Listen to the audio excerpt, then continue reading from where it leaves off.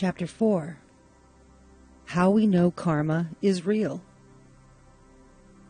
If we only think of karma as a theory, this type of teaching can never benefit us.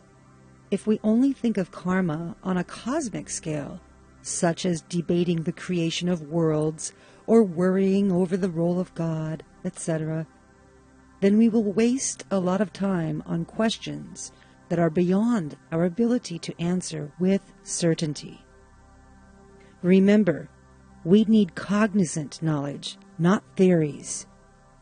Without real experience of how karma works and the subsequent wisdom that emerges from that knowledge, our life will continue as it has, marching with uncertainty and anxiety toward death.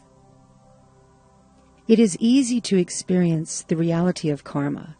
You can test it every day.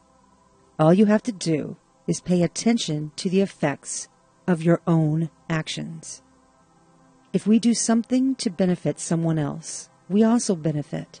For example, in the short term, we benefit from the emotions we feel, from the gratitude or reward we receive from others. In the long term, we may gain more. Yet, if we do something harmful, we are also harmed. In the short term, by regret, anxiety, the fear of retribution or punishment, etc. In the long term, we may receive more negative consequences. Thus, through the analysis of what both we are doing and the results of those actions, we begin to realize how karma works. This requires sincere self-analysis from moment to moment and from day to day. To succeed in this analysis, it is necessary that we are truly objective in our observations, that is, impartial. We have to see the facts and stop justifying the actions of ourselves or of others. Going deeper, by analyzing our current situation, we can determine the previous actions that created it. Success in this effort requires special skills that we will discuss later. Begin by observing yourself constantly. From moment to moment, be aware of the thoughts, feelings, and impulses that emerge within you.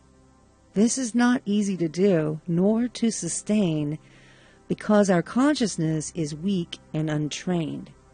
Yet, by learning how to energize the consciousness through special teachings hidden in every religion and taught publicly by teachers like Samael Onveor, and directed from moment to moment, we can start to consciously experience the deep relationship between our inner state and the external events around us. Success in gathering conscious self-knowledge depends upon three irreplaceable factors. 1. Accurate training in the technique and supporting tools. 2. The willpower to put into activity from moment to moment. 3. The patience to overcome obstacles and see results.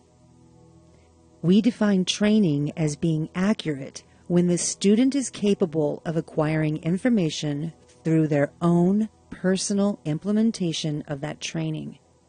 If the student is not acquiring information, then either they have not been trained well, they are not bothering to make the effort, or there is a karmic debt that is preventing the student from succeeding. Some traditions call this technique self-observation and self-remembering. Others call it watchfulness, mindfulness, or awareness. Quite simply, it is to be here and now, observant of oneself. This is a state of consciousness marked by simple presence, aware, bright and clear, perceptive, receptive, and insightful. It is not a state of daydreaming, fantasizing, remembering, avoiding, desiring, craving, or ignoring. By application of conscious attention, we can start to see how what we experience is related to what we have done. When we become deeply aware of how painful anger is, We will not want to be angry anymore. Indeed, we will seek a different way to deal with our frustrations.